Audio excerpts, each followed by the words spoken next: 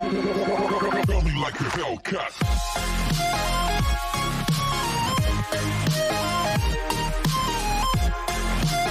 Episode की starting में scene हमें एक लड़की का दिखाया जाता है जो कि गुस्से में एक लड़के के पास जाती है और कहती है तुम एक नंबर की धोखेबाज हो। तुमने ना सिर्फ यिंग यिंग को धोखा दिया बल्कि एक साथ कई सारी लड़कियों के साथ फ्लर्ट किया। तभी वो लड़का उसका हाथ हटाता है और कहता है तुम्हें क्या लगता है कि तुम कौन हो और यहाँ पे आके बकवास कर रही हो। तभी वो उसका हाथ मरोड़ती है और कहती है तो तुम इसे एक्सेप्ट नहीं करोगी। फिर से उसका हाथ मरोड़ती है। तभी वो वेटर को बुलाने लगता है और कहता है यहाँ कोई परेशानी खड़ी कर रहा है और मौका देखकर वहाँ से भाग जाता है। लेकिन तभी वो जोर से चेयर फेंकती है जिसकी वजह से वो वहीं रुक जाता है। तभी वो उसे पकड़ती है और कहती है तुम जा कहाँ रहे हो और भागना बंद करो। उसे सोफे पर गिरा देती है और कहती है तुम बहुत ज्यादा जिद्दी हो, भले ही तो राख हो जाए लेकिन मैं तुझे पहचान ही लूंगी। तुमने 48 लड़कियों के साथ चैट की, तुम तो काफी बातूनी हो। और उसकी उंगली मोड़ देती है। कहता है मुझे दर्द हो रहा है, मुझे जाने दो, मैं गलत था। तभी वो उसे छोड़ देती है और कहती है क्योंकि अब तुम्हें पता है कि तुम गलत हो तो ठीक से माफी मांग ही लो। और अपने फोन को निकाल के कहती है लाइव ऑडियंस के सामने माफी मांगो। वो कहता है तुम अभी भी स्ट्रीमिंग करती हो। वो कहती है जल्दी करो और माफी मांगो। और सभी लोगों से कहती है आओ चलो एक नजर डाले इस सिटी के एक नंबर के बदमाश पर जो कि एक ही समय पर 48 लड़कियों से चैटिंग करता है और जो सेकंड फ्लोर पर बैठे हैं वो भी नजर डाले। तभी एक कागज उड़ता हुआ एक आदमी के पास जाता है जिसे देखकर वो मुस्कुराता है। तभी वो कंप्यूटर में देखता है जहाँ पर उसकी र्यूमर फैली हुई थी जिसमें लिखा था कि जी फैमिली का सबसे बड़ा बेटा जी लिंगजू एक मिस्टीरियस लड़की से एंगेजमेंट करने वाला है। वो कहता है ये तो काफी फास्ट है। तभी सीन हमें फ्लैशबैक का दिखाया जाता है जहाँ पर एक आदमी कहता है रो योन ने तुम्हारे लिए काफी लड़कियों को सिलेक्ट किया है, क्या तुम्हें उसमें से एक भी पसंद नहीं है? अगर तुम 3 महीने के अंदर शेयर्स वापस नहीं पा सके तो तुम सीईओ की पोजीशन से हट भी सकते हो।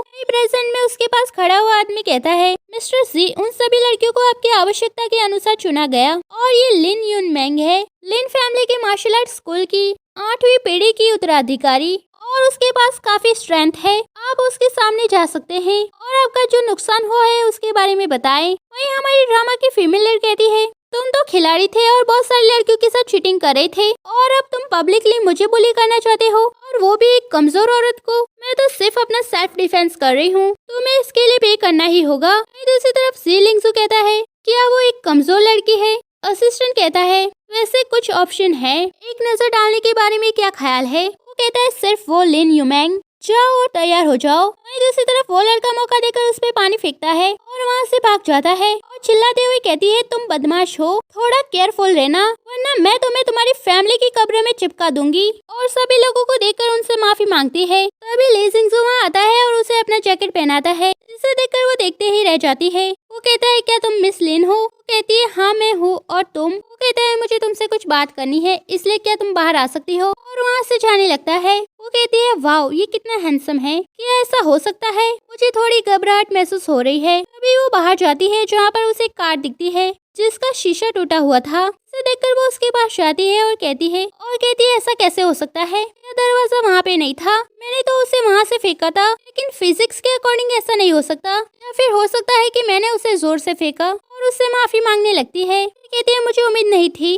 कहता है कोई बात नहीं, मुझे भी उम्मीद नहीं थी। कहती है तो तुम्हें क्या लगता है कि हमें क्या करना चाहिए? वो कहता है ये आसान है, तुम इसके लिए पे कर दो। कहती है जरा रुको, इस कार को देखकर ही लगता है कि मैं इसे अफोर्ड नहीं कर सकती और आप कितने की बात कर रहे हैं? तभी असिस्टेंट कहता है डैमेज को देखते हुए साथ ही इसे देखकर मिस्टर सी को जो प्रॉब्लम हुई है ये लगभग 1 मिलियन के आसपास है, तो क्या आप बैंक से पे करेगी या चेक से? वो कहती है 1 मिलियन डैमेज का खर्चा और साथ ही आपको जो परेशानी हुई और उसकी फीस भी, क्या आप पैसे हटने की कोशिश कर रहे हैं? वो कहता है माय डियर लेडी ये एक लैम्बोर्गिनी है जिसकी मार्केट वैल्यू 4 मिलियन युआन है। कहती है ये इतनी महंगी क्यों है? क्या इसके ऊपर कोई बेल बनाया हुआ है? क्या तुम इसे इंश्योरेंस से ठीक नहीं करवा सकते? कहता है नहीं। तभी वो रोते हुए कहती है शायद 1 मिलियन तुम्हारे लिए कुछ भी नहीं है लेकिन मेरे लिए ये सच में। तभी वो उसके पास आते हुए कहता है क्या तुम न्याय की देवी नहीं हो?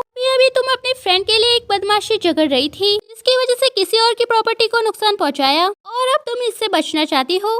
नहीं मेरा वो मतलब नहीं है, मैं देखकर ऐसा लगता है कि तुम एक अच्छे इंसान हो और सभी लोगों से अलग। वहाँ से जाने लगती है लेकिन तभी वो उसे रोकता है और उसके करीब जाते हुए कहता है तुम मेरी बात खत्म होने से पहले ही भाग रही हो और तुम ये जस्टिस के लिए कर रही हो। मैं तुम्हें एक प्लान भी देता हूँ। कहते हैं कौन सा प्लान भी?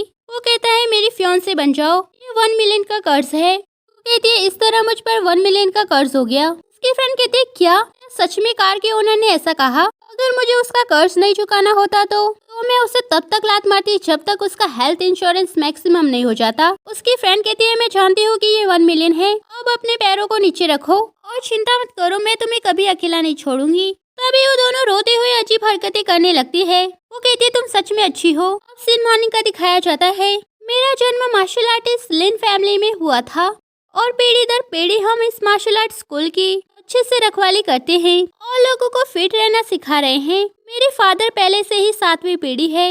मुझे नहीं पता अगर मेरे फादर को पता चल गया कि मैंने किसी की कार तोड़ दी है और मुझे उसे 1 मिलियन देने हैं तो क्या वो मेरे लिए स्वॉर्ड लेकर आएंगे। और उसका कार्ड देखकर कहती है जी लिंगजू, जो कि जी ग्रुप का सीईओ है और बिंजू सिटी के सबसे अमीर आदमी का बेटा। दूसरी तरफ वो लिन यूमेंग की लाइव स्ट्रीम देख रहा था जहाँ पर वो बता रही थी कि आज मैं लिन फैमिली का 3rd मूव स्पीयर सिखाऊंगी। ये देखकर वो भी अपना जैकेट निकाल के तैयार हो जाता है और वार्म अप करने लगता है और वीडियो को दिखता है और पास में पड़ा हुआ फ्लावर पॉट का पौधा ले लेता है और वो जिस तरह से मूव कर रही थी वो भी उसी तरह से मूव करता है। तभी असिस्टेंट वहाँ आता है। तभी वो एक दूसरे को देखकर शॉक्ड हो जाते हैं। तभी असिस्टेंट बाहर चला जाता है और वो भी अपना जैकेट पहन लेता है। तभी असिस्टेंट फिर से अंदर आता है और कहता है मिस्टर सी, ऐसा मुझे किसी ने बताया था कि इंटेलिजेंट लोग प्यार की रिवर में एंटर नहीं करते और जीवन का आदर्श अकेलापन है। ऐसा लग रहा है जैसे इसे समझाना थोड़ा मुश्किल है। तभी लिंगसू कहता है आओ इसे एक साथ देखते हैं। तभी वो दोनों ही लाइव स्ट्रीम देखते हैं जहाँ पे वो बताती है अगर कोई तुम्हें परेशान करे तब आपको क्या करना चाहिए। कहती है सबसे पहले याद रखें कि चेहरे पर थप्पड़ नहीं मारना है क्योंकि इससे मामूली चोट लग सकती है और दूसरी बात स्टमक पे भी नहीं मारना चाहिए। लेकिन अगर आपको कोई परेशान कर रहा है तो आप उसे इस तरह से जोर से मारिए जो देखकर वो दोनों डर जाते हैं और उसे नीचे ले जाकर कोनी से मारे और फिर कई सारी लातें मारे। ये सब देखकर असिस्टेंट काफी डर जाता है और जी लिंगजू का भी कुछ ऐसा ही हाल था। उसके पैर कांप रहे थे। तभी वो अपना फोन ले लेता है और कहता है क्या वो अभी तक मुझे ढूंढने नहीं आई। असिस्टेंट कहता है अभी तक तो नहीं, या फिर हम इसे बदल देते हैं। वो कहता है उसे कुछ दिनों तक बिजी रहने दो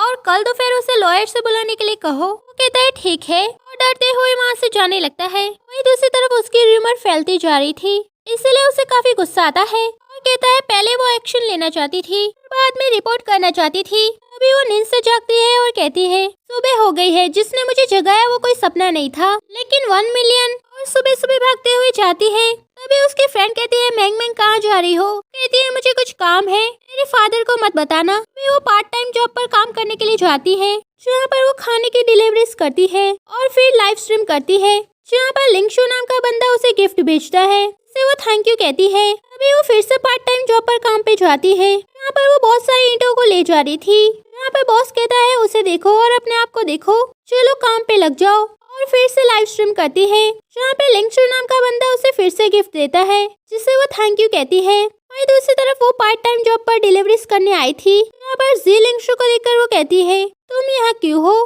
क्या तुमने ही जापानीज खाना मंगवाया था। वो कहता है इसका क्या मतलब है और उसे इग्नोर करके अंदर चला जाता है। वो कहती है उसने मुझे पैसे चुकाने के लिए नहीं कहा और साथ ही उसने मुझे टिप भी दी, आखिर वो करना क्या चाहता है। अभी वो फिर से लाइव स्ट्रीम करती है और कहती है लिंगशू ये नाम तो कहीं सुना हुआ है। वहीं दूसरी तरफ उसे पार्ट टाइम जॉब की सैलरी मिलती है जिसे देखकर वो काफी खुश थी और हिसाब लगाने लगती है और कहती है हर महीने में अच्छे से कमाई कर रही हूँ और 1 मिलियन मैं 3 साल 3 महीने में कर्ज चुका सकती हूँ और काफी खुश हो रही थी। तभी उसे किसी का कॉल आता है। तभी वो कहता है हेलो मिस लिन, मैं लॉयर फेंग हूँ। मिस्टर जी की गाड़ी को जो नुकसान हुआ है उसे संभालने की जिम्मेदारी हमें दी गई है, इसलिए आपको उन्हें 1 मिलियन देना है, वो भी 3 महीने के अंदर। और ऐसा ना करने पर मिस्टर जी आप पे केस कर सकते हैं। ये सुनते ही उसे तो बहुत सारे तीर एक साथ लग जाते हैं और कहती है 3 महीने में पैसे चुकाने हैं। अभी वो नींद से जागती है और उसकी कार को देखकर कहती है मैंने सोचा था कि वो बहुत अच्छा है, लेकिन मुझे उम्मीद नहीं थी कि उसने जो कुछ भी किया वो मुझे बताने के लिए किया, चाहे मैं कितनी भी कोशिश करूँ ये बेकार है। अभी वो असिस्टेंट को फोन करती है और कहती कहती है, हेलो मिस्टर सी, मैं लिन यूमेंग हूँ, जिसने आपकी कार तोड़ दी थी। कहता है, हेलो मिस लिन, मुझे याद है। और लिंगसू को इशारा करते हुए कहता है, मिस लिन आपको बुला रही है, लेकिन वो मना कर देता है। अभी असिस्टेंट उससे कहता है, अगर आप उनसे बात करना चाहती है तो खुद आ जाए, और मुझे माफ करना, वो अभी मीटिंग में है, इसलिए 2 घंटे बाद कॉल करिएगा। ये सुनकर उसे काफी गुस्सा आता है। तभी असिस्टेंट कहता है, मिस लिन ने कहा कि वो आपसे मिलना चाहती है, तो फिर आप उन्हें देखना क्यों नहीं चाहते। तभी वो कहता है, एक जंगली घोड़े को वश में करने के लिए अपने आप पर कंट्रोल रखने की जरूरत है। चलो अब 2 दिन और इंतजार करें। लेकिन वो कहाँ कम थी और वहाँ के लोगों को पीटकर अंदर घुसी चली आती है। ये देखकर असिस्टेंट उसे रोकने के लिए जाता है, लेकिन वो उसे भी साइड में कर देती है और सी लिंगसू के पास जाती है और उसके करीब जाके कहती है, मैं तुम्हें बता दूं कि मैं ये नहीं कर सकती, मैं ये समझौता नहीं कर सकती, ये इम्पॉसिबल है। वो कहता है, मिस लिन, मुझे लगता है कि आप गलत समझ रही है, मेरा इसमें फायदा उठाने का कोई इरादा नहीं था। वो कहती है, तुम्हारे पहले से एक फियांसे है और तुम चाहते हो कि मैं भी तुम्हारी फियांसे बन जाऊं। क्या तुम्हें लगता है कि मैं बेवकूफ हूँ? वो कहता है, क्या हमें इतनी करीब होकर बात करनी चाहिए? अभी वो पीछे जाने लगती है, जिसकी वजह से वो बैठ जाती है और वो दोनों काफी करीब आ जाते हैं। तभी एपिसोड खत्म हो जाता है। नेक्स्ट एपिसोड के लिए like, share, subscribe and thank you for watching full video.